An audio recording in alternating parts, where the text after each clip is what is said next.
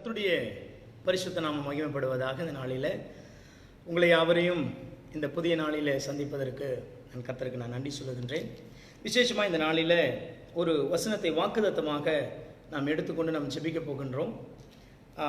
இத்தனை நாட்கள் கர்த்தர் கிருபையாய் நம்மை பாதுகாத்து இந்த புதிய நாளையும் பார்ப்பதற்கு தேவனாகிய கர்த்தர் நமக்கு உதவி செய்திருக்கிறார். ஆகையினால நம்ம யாவரும் ஆண்டவருக்கு நாம் நன்றி சொல்லுவதற்கு நாம் கடமைப்பட்டிருக்கின்றோம். இந்த நாளிலே ஏசாயா தீர்க்கதரிசன புத்தகத்தினுடைய 43வது அதிகாரம், ஏசாயா தீர்க்கதரிசன புத்தகத்தினுடைய 43வது அதிகாரம் அதனுடைய 20வது வசனம் இப்படியா சொல்லுகிறது. உங்களுக்காக நான் வாசிக்கின்றேன். நான் தெரிந்து கொண்ட என் ஜனத்தின் தாகத்திற்கு வனாந்தரத்திலே தண்ணீர்களையும் அவாந்தர வெளியிலே ஆறுகளையும் உண்டாக்குவதினால் காட்டு மிருகங்களும் வலு சர்ப்பங்களும் கோட்டான் குஞ்சுகளும் என்னை கனம் பண்ணும். இந்த புதிய நாளிலே தேவனாகிய கர்த்தர் நமக்கு கொடுக்கிற ஒரு மிக முக்கியமான ஒரு வார்த்தை என்ன என்று சொன்னால், இந்த மாதம், இந்த புதிய மாதம் தேவனாகிய கர்த்தரை நாம் கனம் பண்ணுகிற மாதமாக கர்த்தர் நமக்கு ஆசீர்வதித்து தரப்போகிறார். தேவனுடைய நாமத்துக்கு மகிமை உண்டாவதாக. அவர் சொல்லுகிறார், நான் தெரிந்து கொண்ட என் ஜனத்தின் தாகத்திற்கு. இந்த நாட்களிலே கர்த்தருடைய சமூகத்தில் அநேக காரியங்களை குறித்து நாம் வாஞ்சித்து கொண்டிருக்கிறோம். அநேக காரியங்களை தேவ சமூகத்தில் நாம் எதிர்பார்த்து கொண்டிருக்கிறோம். ஆனால் கர்த்தருடைய ஆவியானவர் சொல்லுகிறார், நான் தெரிந்து கொண்ட என்னுடைய ஜனத்திற்கு நான் வனாந்தரத்திலே தண்ணீர்களையும் அவாந்தர வெளியிலே ஆறுகளையும் உண்டாக்குவேன் என்று சொல்லி கர்த்தர் சொல்லுகிறார். தேவனுடைய நாமத்துக்கு மகிமை உண்டாவதாக. அடுத்து ஒரு 2 வரி இப்படியாய் சொல்லப்பட்டிருக்கிறது. காட்டு மிருகங்களும் வலு சர்ப்பங்களும் கோட்டான் குஞ்சுகளும் என்னை கனம் பண்ணும். கர்த்தருடைய வார்த்தையின்படி பார்த்தோம் அப்படின்னா 3 காரியங்கள். ஒன்று, காட்டு மிருகங்கள் கர்த்தரை கனம் பண்ணுமா. 2வது, வலு சர்ப்பங்கள் கர்த்தரை கனம் பண்ணுமா. 3வது சொல்லப்பட்டிருக்கிறது, கோட்டான் குஞ்சுகள் கர்த்தரை கனம் பண்ணுமா. கவனிக்கணும், கர்த்தருடைய பிள்ளைகள் ஆண்டவரை கனம் பண்ணுவதில் எந்த ஆச்சரியமும் இல்லை. ஏன்னா கர்த்தருடைய பிள்ளைகளுக்கு அவர் நன்மை செய்து இருக்கிறார். நன்மையின் நிமித்தம் கர்த்தருடைய பிள்ளைகள் கர்த்தரை கனம் பண்ணுகிறார்கள். ஆனால் வலு சர்ப்பங்கள் கனம் பண்ணும், காட்டு மிருகங்கள் கனம் பண்ணும். ஏன் வலு சர்ப்பங்கள் ஏன் ஆண்டவரை கனம் பண்ணணும், காட்டு மிருகங்கள் ஏன் ஆண்டவரை கனம் பண்ணணும் அப்படின்னா, அதுக்கு அழகா ஒரு வார்த்தை சொல்லப்பட்டிருக்குது. என்ன தெரியுமா? கர்த்தர் சொல்றாரு, தன்னுடைய பிள்ளைகளுக்காக, அதாவது அவரால் தெரிந்து கொள்ளப்பட்ட அவருடைய ஜனத்திற்கு அவர் செய்கிற நன்மையை பார்த்து காட்டு மிருகங்கள் கர்த்தரை கனம் பண்ணுமா.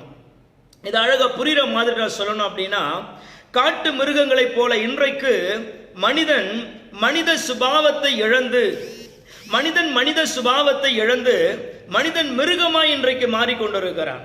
மனுஷ சுபாவங்கள் மாறி மிருக சுபாவத்தை உடையவனாக இன்றைக்கு மனிதன் காணப்படுகிறான். 2வதாக வலு சர்ப்பம். வலு சர்ப்பம் என்பது என்ன? வலு சர்ப்பத்தை குறித்து கர்த்தருடைய வார்த்தையில நம்ம பார்க்கிறோம், கர்த்தருடைய வசனத்துல நம்ம பார்க்கிறோம்.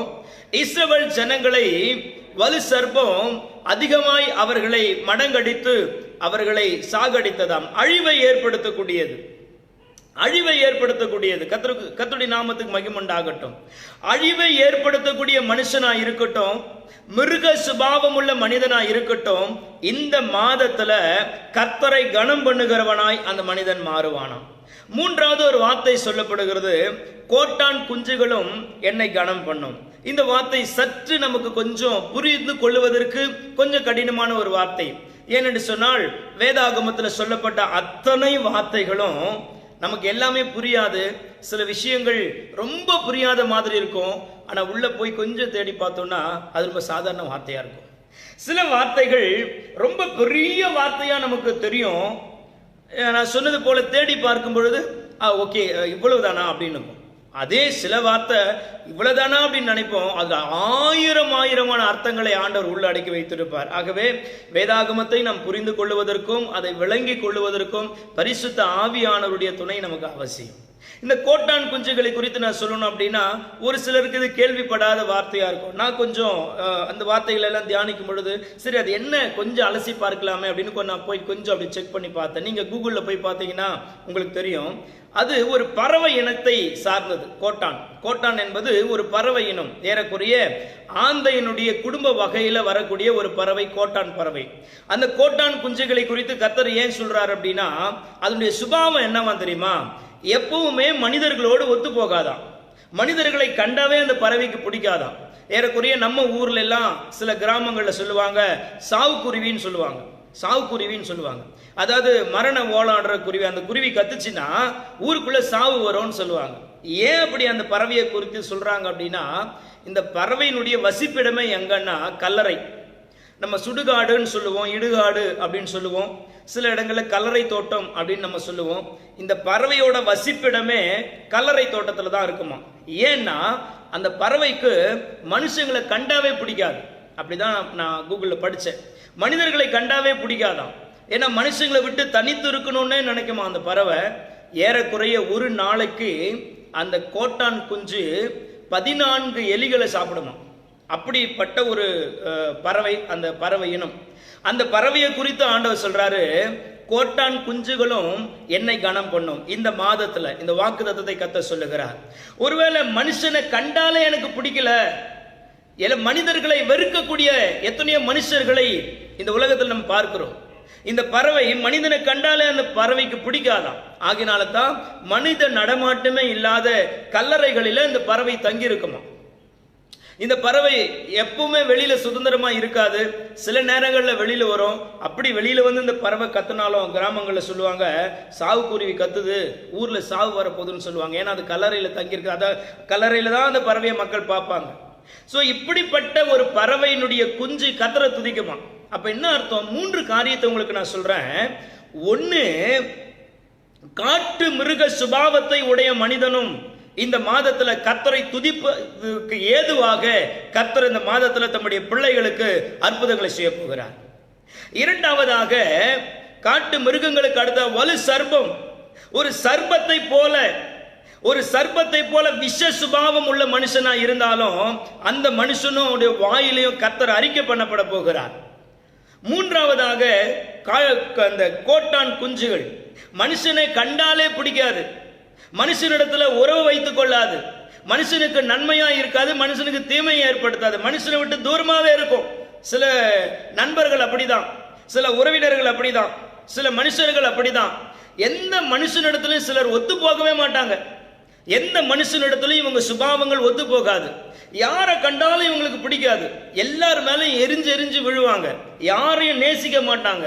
தனக்குன்னு ஒரு ரூட் வச்சிருப்பாங்க, தனக்குன்னு ஒரு சுபாவத்தை இப்படிதான் பிக்ஸ் பண்ணி வச்சிருப்பாங்க.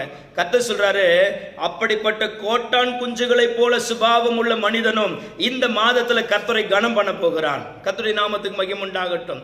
கர்த்தருக்கும் தனக்கும் சம்பந்தமே இல்லை என்று சொல்லக்கூடிய வலு சர்ப்பத்தின் சுபாவத்தை உடையவனும், கர்த்தருக்கும் எனக்கும் சம்பந்தமே இல்லை என்று சொல்லக்கூடிய மிருக சுபாவத்தை உடைய மனிதனும், ஆண்டவருக்கும் எனக்கும் எந்த சம்பந்தமும் இல்லை என்று சொல்லக்கூடிய கோட்டான் பறவையினுடைய சுபாவத்தை உள்ள மனிதனுமே கர்த்தரை இந்த மாதத்துல கனம் பண்ணுவானேயானால், கர்த்தரால முன்குறிக்கப்பட்டு, கர்த்தரால் அபிஷேகம் பண்ணப்பட்டு, கர்த்தரால் தெரிந்து கொள்ளப்பட்டவர்களாய் இருக்கிற கர்த்தருடைய பிள்ளைகளாகிய நீங்களும் நானும் இந்த மாதத்துல கர்த்தரை கனம் பண்ணுகிற அளவிற்கு கர்த்தர் நம்முடைய வாழ்க்கையில அவாந்தர வெளியில ஆறுகளை உண்டாக்க போகிறார்.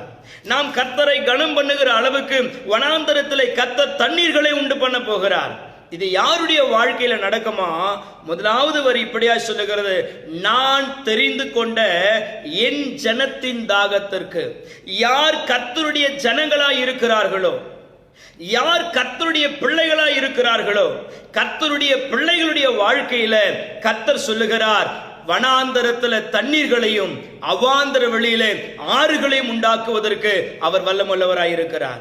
கர்த்தருடைய சமூகத்தில் எத்தனையோ தேவ பிள்ளைகள், கர்த்தருடைய ஊழியக்காரர்கள், கர்த்தரை அதிகமாய் நேசிக்கிற விசுவாசிகள் இந்த நாட்களிலே முழங்காலிலே நின்று தேசத்தினுடைய பாதுகாப்பிற்காக ஜெபித்துக் கொண்டிருக்கிறார்கள்.